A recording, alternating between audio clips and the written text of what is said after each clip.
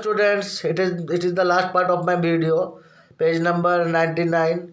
So I'm reading the first paragraph of page 99. A Sherpa contingent became essential for every climbing expeditions. When the British expeditions of 1953 became the first to reach the roof of the world, the final assault, the team comprised one New Zealand climber Edmund Hillary and one Sherpa Tenzing Norgay. The conquest of the majestic Mount Everest caught the imagination of the world, bringing an end unprecedented number of climbers to Khumbu each spring and fall. It also brought the Sherpas and generous and untiring benefactors in the person of Hillary. So now the Sherpas plays an important and vital role to be the part of the mountaineering and trekking for the travelers. And finally, with the help of these Sherpas, the Britishers in 1953 reached to their destiny or to their goal, the top roof of the world, that is the Mount Everest. The main heroes of this expedition were the one of the New Zealanders, that was Mr. Edmund Hillary, and another one Sherpa Tenzing Norgay. After a successful climbing of these two heroes, Hillary and Tenzing, on the Mount Everest, the world's imagination bring a number of climbers and tourists to Khumbu. And this brought the Sherpas a change in generosity and earning incomes as untiring benefactors means the people do anything for making money without being tired. And such a person was Hillary Edmund also. To speed up the construction of the hospital in the village of Kunde, Hillary oversaw the construction of the airstrip on a dramatic mountainside in Lukla, a runway that was made unintended result of fueling the massive tourist trade. Quickly, each of Kumbu's 25,000 foot plus peaks was climbed, with the Sherpas playing a central role in the expeditions. Even more crucial to the Khumbu economy was the development of the trekking industry, in which the Sherpas led tourists on week-long hikes. So here, Hillary developed the aerodrome base in the mountain side of the Lukla. This speed up the construction of hospitals in the village of Kundu, and this airfields gives a jerk to the tourism in the Kumbu area. With the help of these Sherpas, the top mountaineers above the sea levels of 25,000 feet and above was climbed up by the tourists, and they have the eager to do the adventure to reach the Everest. And this aerodrome had brought the most of the massive tourist trade to this Himalayas, and this number of massive tourists developed the economy and the infrastructure of this local Sherpas. Let us read the next paragraph. Only 10,000 or so Sherpas remains in Solu Kombu. The rest have scattered to towns and villages across northeast Nepal and India. Thousands now lives in Kathmandu, where most of Nepal's trekking and climbing agencies are headquarters. Farther afield, there the Sherpas rock band in New York City, the Sherpas restaurants in Tokyo's Shibuya district, and Sherpas hiking guides in mountain resort or areas all over the world. So, the author says only 10,000 Sherpas are now remained in Solu Kumbu area. The rest Sherpas have been scattered, means moved here and there. They have lived their own local town, and they moved to the other towns and villages across northeast Nepal and India. In Kathmandu, which is the headquarter of other trekking and climbing industries, thousands of Sherpas live there and earn their livings. The Sherpas now moved to all over the world. There was a Sherpa rock band in New York, Sherpa restaurant in Tokyo, and Sherpa hiking guides were more available in most of the mountain resorts area all over the world. So let us read our next paragraph.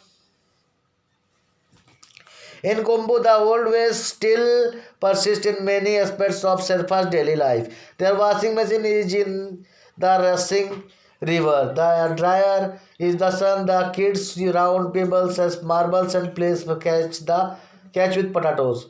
With rocks and branches, Sherpas farmers construct diversions channels besides mountain streams to drive the water wheels that grind their grains into flour. The same streams are used to spin the prayer wheels that dot the Sherpa country. In Kumbu, our traditions are maintained, Angrita says. On the steep rock dunes, mountains, trails of the Sherpa land, new mount mothers still walk with farmers, yak herders, mail carriers, and great grandmothers and ancestors. Sweating potters bent low under the weight of cargo on their backs. So here the author says about the culture and old traditions of that Kumbu area. In Kumbu, the Sherpas are still growing, following the old traditions of living. They wash their clothes in running river instead of using washing machine. They dry their clothes in the sun. Their kids used to play with round pebbles and play catch with potatoes. The farmers of Kumbu followed the old process of irrigations. They had construct the channels made of rocks and branches. The flow of water from these channels used to move the water wheels which grind their grains into the floors. And these water wheels are also used to move the prayer wheels. Prayer wheels means they are the small revolving cylinders with inscribed prayers written on which is used by for the prayers for Buddhist.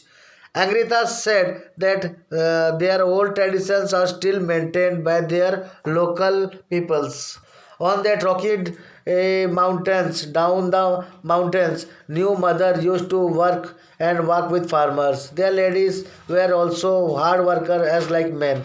Some worked as yak herders, means to load the things on the yak bags. Some are mail carriers. Some work as porters. Some carried the weight as cargoes on their back to transport the things from one place to another.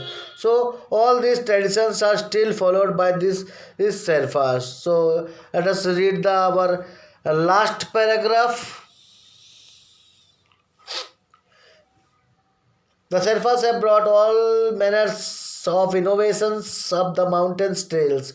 So is there no room in Kumbu for the automobiles or the roads that it could drive on? I posed that question to almost every Sherpa I met. The consensus view is that roadlessness is an essential element of the Sherpa condition. If we rode a bus in Kumbu, would we still feel the steepness of our mountains? Asked Nima Nuru Sherpa. Would we still hear the waterfalls coming down the cliffs? Would we stop and say a prayer when we passed a money prayer stone?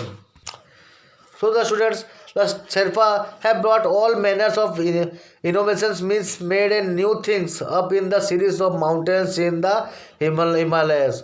The authors asked to many Sherpas that why this there is no proper road or proper communication of why they have not construct any a concrete road to move the automobiles like cars and buses. There is also no garage for these automobiles. In reply, the most of the Sherpas views are same for roadlessness. His friend Nima Nuru Sherpa said if they have the proper road and if they rode bus and over there in Kumbu, then they would not feel the natural beauty, natural rising and falling down the hill by their foot, which is their basic condition or necessary to move all around on their foot only. The movements of the vehicles may cause sound pollution, which may create a disturbance to their natural surroundings where they could hear the sound of the waterfalls coming down the hills.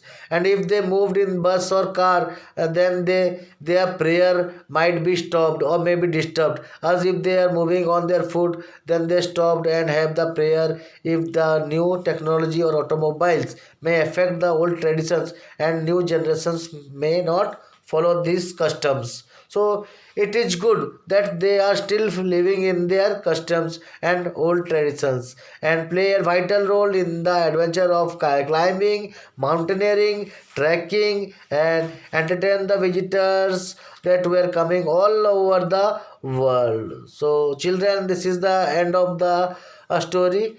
Please go through the story. Please go through the word meanings, and I will send you the question answers in my WhatsApp.